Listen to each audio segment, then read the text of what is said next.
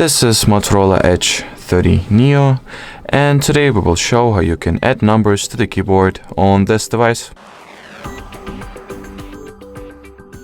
So first of all, you need to, see how the keyboard looks without the separate number line.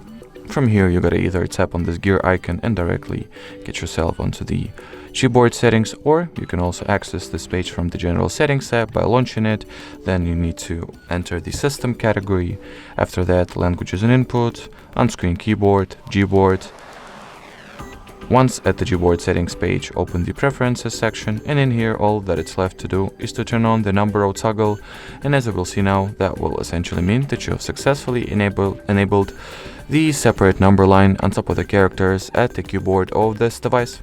Alright, so that was it for this video. Thank you so much for watching, and bye bye.